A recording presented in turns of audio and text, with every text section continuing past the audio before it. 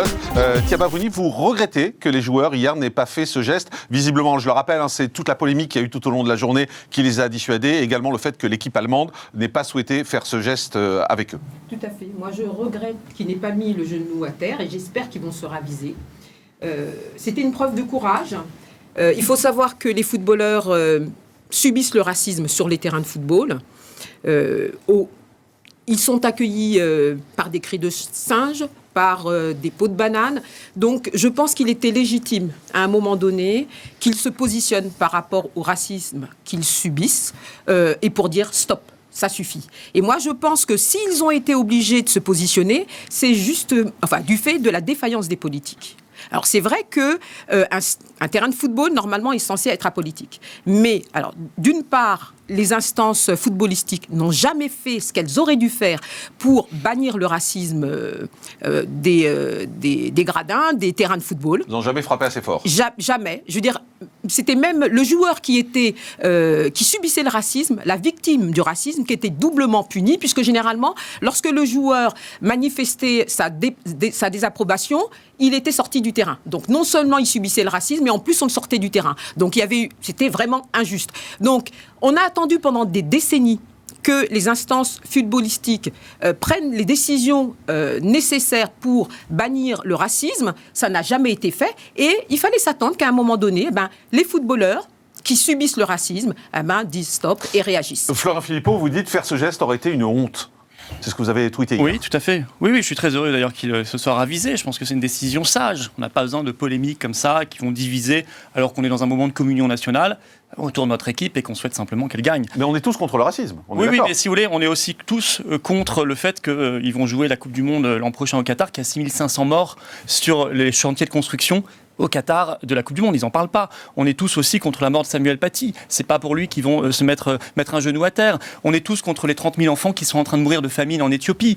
Ils n'ont pas prévu de mettre un genou à terre, contre les gilets jaunes et borniers, contre les policiers brûlés de Viry-Châtillon. Je veux dire, les causes, il y en a plein. Là, ils auraient choisi justement une cause qui est celle d'un meeting politique. Il n'y a pas de politique en sport. Faut arrêter. C'est une compétition sportive, c'est un jeu sportif, il faut que ça reste sportif. Sinon, vous voyez bien, j'ai cité un nombre de causes qui sont tout à fait toutes défendables, et on pourrait, alors à chaque match, chacun sort sa cause. On voit bien que ça n'est absolument plus jouable et ça n'est pas tenable. Là, justement, ils auraient choisi un geste qui est un geste américain, d'importation américaine, qui est en fait, ils auraient transformé un match en meeting des Black Lives Matter.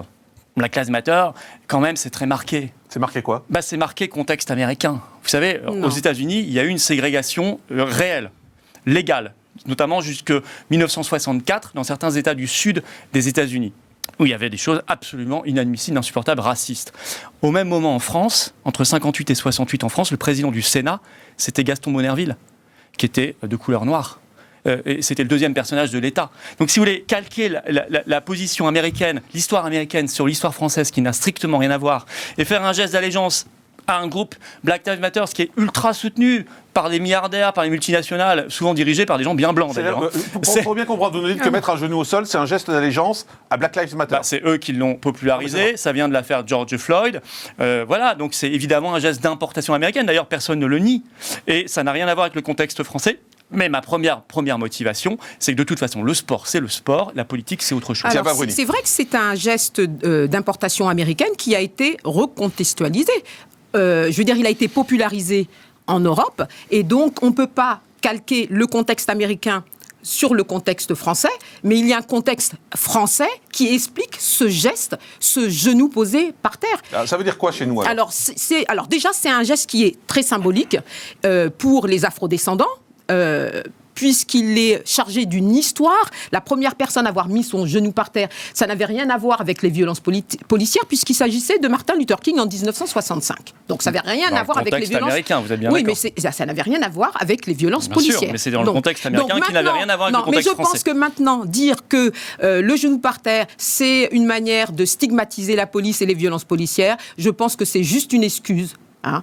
C'est un faux prétexte. C'est pas ce que je viens de dire ici. Moi, je dis que c'est un faux prétexte. Parce que il veut ce dire que quoi, ça alors, gêne. ce geste ? Alors, c'est un signe de solidarité avec les victimes du racisme et des discriminations. En France, moi, c'est comme ça que je l'entends. À aucun moment. C'est pas un geste contre la police. Non, c'est pas un geste contre les violences policières.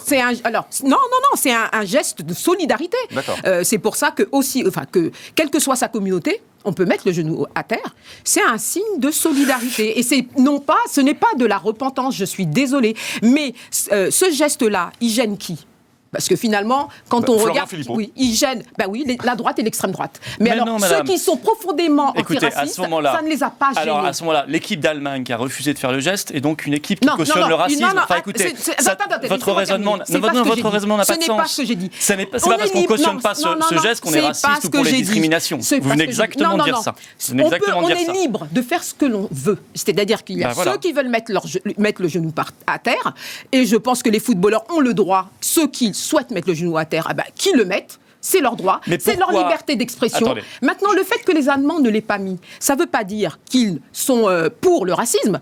Ils sont droits, en leur âme et conscience, de ne pas le faire. Mais je ne vois pas pourquoi on devrait contraindre les joueurs qui, dans un premier élan, voulaient mettre le genou à terre. Et on a créé toute une polémique, enfin, pour que ça ne se fasse pas. On a voulu, en fait, que cette protestation. Mais moi, je ne contrains personne. Non, mais enfin, les médias. Donne mon avis de citoyen. Il y a eu une polémique qui a été lancée pour, justement, tuer dans l'œuf cette protestation. Mais quand vous dites que ceux qui ne veulent pas mettre le genou à terre, qui sont contre, en fait, ces gens de droite et d'extrême droite. Non. Ceux qui ont créé la polémique. Ouais. Je dis, ce sont les gens de droite et d'extrême droite. Mais ne pas mettre le genou à terre, est-ce que c'est pour moi, défendre le racisme ?